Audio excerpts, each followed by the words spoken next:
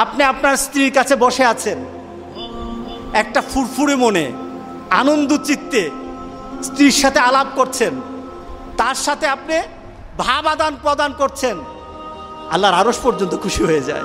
সুবহানাল্লাহ, আল্লাহর আরশ পর্যন্ত খুশি হয়ে যায়। যতক্ষণ পর্যন্ত আপনি এইভাবে আপনার স্ত্রীর সাথে কথা বলতে থাকেন, স্ত্রীর কাছে বসা থাকেন, আপনার আমলনামার মধ্যে সওয়াব লিখতে থাকে। রাসূল পাক সাল্লাল্লাহু আলাইহি সাল্লাম এই কথা বলার পর এক সাহাবী বললেন, ইয়া রাসূলুল্লাহ, স্ত্রীর সাথে একসাথে শুবো, একসাথে ঘুমাবো, একসাথে খাবো, একসাথে তাকে আদর করব, এটা কি সওয়াবের কাজ হতে পারে? রাসূল পাক সাল্লাল্লাহু আলাইহি সাল্লাম বললেন, আচ্ছা তোমার স্ত্রীকে না নিয়ে তুমি যদি আরেকজন স্ত্রীর কাছে বসে থাকো, আছে কিনা? আছে কিনা? মজাই লাগে, উনিও খাইবেন, রেডি থাকেন। তুমি অন্য কোন স্ত্রীর পাশে বসে বসে ফিস ফিস ফিস ফিস করলা, মজাই লাগবে, তবে মনে রেখে দিও তোমার আমলনামার মধ্যে জিনার গুনাহ লেখা হবে।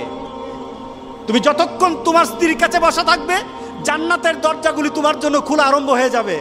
আর যতক্ষণ পর্যন্ত পরস্ত্রীর সাথে বসা থাকবে, ততক্ষণ পর্যন্ত তোমার আমলনামার মধ্যে গুনাহ লেখা হবে কিনা। সাহাবায়ে কেরাম বলেন, ইয়া রাসূলুল্লাহ, অন্য স্ত্রীর সাথে বসলে তো গুনাহ তো হবেই, তাহলে তার উল্টাটা তোমার হালাল বউর সাথে বসলে, তোমার হালাল যাকে হালাল করেছো তার সাথে বসলে সওয়াব হয়ে যাবে। সুবহানাল্লাহ, সুবহানাল্লাহ। চাষটলে বসতে ভাল লাগে, টিভি দেখতে ভাল লাগে, আরেকজনের ভাবিকে ডেকে ডেকে মুখের মধ্যে পানি এনে দেয়, ভাবি কেমন আছেন, বউকে বলো না, বউ তুমি কেমন আছো। শরম লাগে, শরম লাগে। রাসূল পাক সাল্লাল্লাহু আলাইহি সাল্লাম বললেন যে বিয়ের মাধ্যমে স্বামী এবং স্ত্রী, ছেলে এবং মেয়ের যৌনতাকে পবিত্র করা হয়। সুবহানাল্লাহ, সুবহান, কত সুন্দর কথা।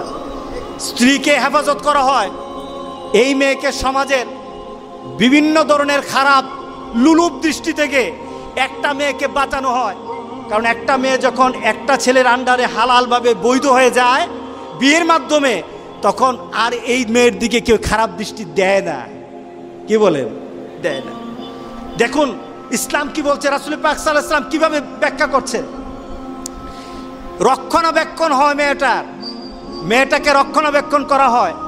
কারণ একটা ছেলে যখন একটা মেয়েকে বিয়ে করে, তার চিন্তা চেতনায়, তার ভাবনায়, তখন মনে হয় যে এই মেয়েটাকে সকল ধরনের বিপদ আপদ থেকে আমি রক্ষা করব, আমি তার পাশে থাকবো, আমি তাকে বিভিন্ন গার্ড দেব, তাকে তার বিপদের সময় আমি কাছে থাকবো।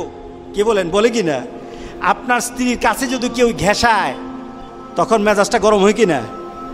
হ্যাঁ, কেন হয়? কারণ সে আপনার হালাল হয়ে গেছে। রাসূল পাক সাল্লাল্লাহু আলাইহি সাল্লাম বললেন, কেউ যদি ঘেঁষতে চায় তোমার মেজাজ গরম হয়ে যায়, তার পিছনে কারণ হলো তুমি তার রক্ষক হয়ে গেছো। ইসলাম একটা মেয়েকে রক্ষণাবেক্ষণের সুযোগ করে দেয় বিয়ের মাধ্যমে। আর ওই মেয়ে যে স্টাইল করে বিয়ে করেছে, সন্তান প্রজননের গোটা পৃথিবী টিকে থাকবে যতক্ষণ পর্যন্ত আল্লাহ সুবহানাহু ওয়া তাআলা যে মানুষ সৃষ্টির পদ্ধতি বানিয়েছেন, পদ্ধতি সৃষ্টি করেছে, এটা চালু থাকবে ততদিন পর্যন্ত পৃথিবী সুন্দর হবে।